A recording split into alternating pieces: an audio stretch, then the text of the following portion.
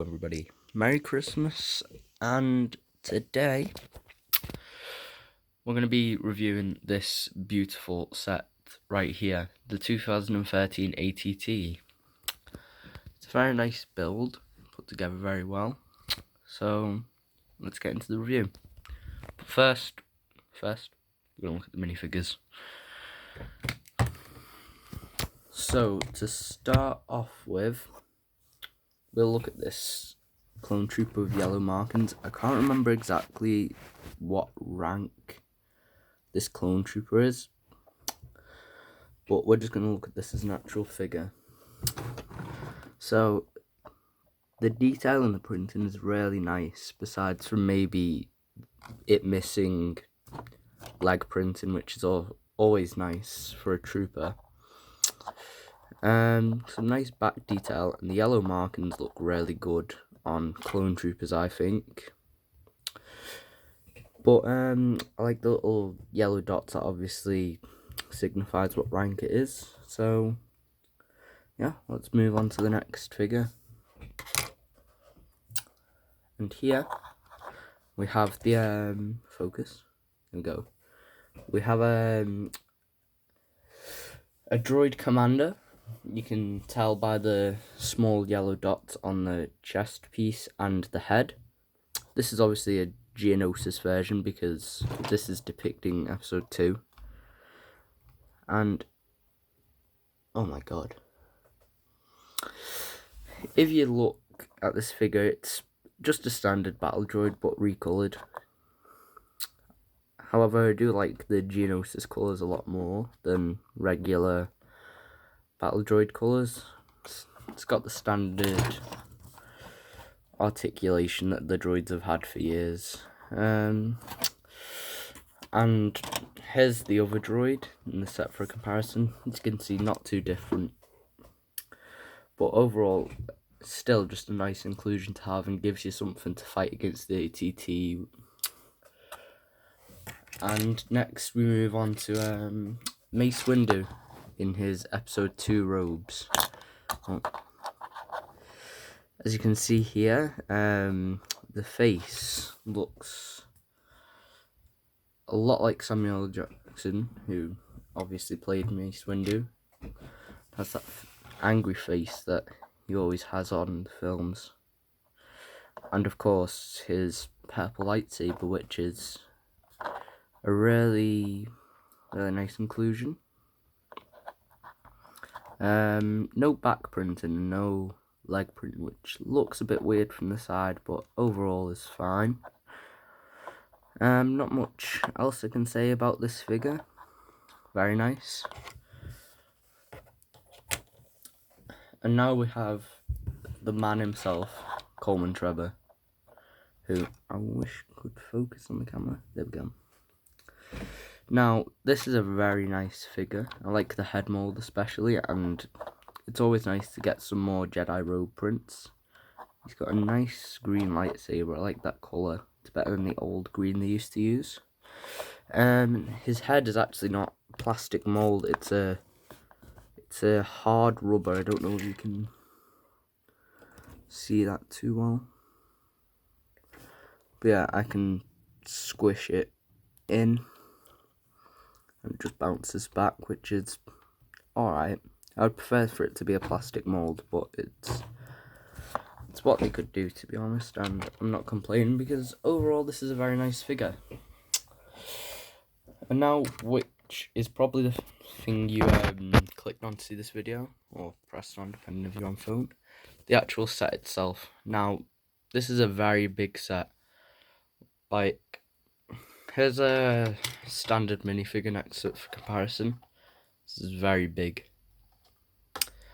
But it's not the biggest one that we've had. It's a bit of a downsize next to the 2008 ATT, which is a favourite in the community, but I still really love this set. But there is one problem. In the set, you only get one clone trooper. Now, it'd be nice if they include an extra clone trooper to fill in the driver's seat in here, which we'll take a look at in a minute, and the gun on top. Kind of looks a bit awkward to just have the gun filled up with nobody there, or the driver's seat filled up with nobody on the gunner seat.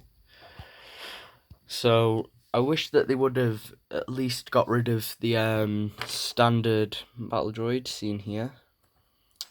Oh, not this one, sorry. This one, and maybe replaced it with a standard Phase 1 clone trooper, but it's nice for the intended audience, which is, of course, kids. Now, a very nice thing about this set is, if you see here, there's a small carrying handle, so you can pick up the whole set, and just with your fingers as well. Like, I am not afraid to just hold it like this. It's very sturdy, very well put together. Now here we have the cockpit, obviously, and it slides out. It slides out really nicely. It's just a bit stiff, my one, because it's an old set. Now, in here you can fit, obviously, a clone trooper to drive it. Just stick him in here. And then when you're ready to, you can just pick it up and slide it back in. Now, if your one's really old, like mine, I'm going to have to put this on the tripod here so you can see this. Now, the only problem is, if you have an older version of this set like me, obviously parts can get a bit stiff and a bit difficult to fit in. And it would also help to put the clone trooper's arms up so that it would actually fit in. Can be a bit awkward, but can be done. But overall, it is very nice to fit him in. As you can see, just slides right in. Perfect. Now, another nice feature of this set is obviously the gun. Now, this is before the spring-loaded shooters and the stud shooters were invented. So it uses the classic flick fire missiles, which fire very nice. Now, obviously, because any LEGO set that includes projectiles will easily get lost if you play with it a lot. So, in a very nice hidden feature, if you lift up the gun section, there's a pair of different missiles, all in different colours as well, for if you just don't like the red, the green or the blue, so you can change it around. And that is overall a very nice feature, but can be a bit difficult to get back in, and yeah. I'm going to put this on the tripod. If you just push it back a bit, push some of the pieces apart, it should go back in, and it looks very flush when you put it in like that. Looks like it shouldn't even be able to be lifted up at all, and is very nice. Now we're going to turn this over to the back side. I dropped that bit then, sorry for the noise. This is a little place to hold clone troopers in the back.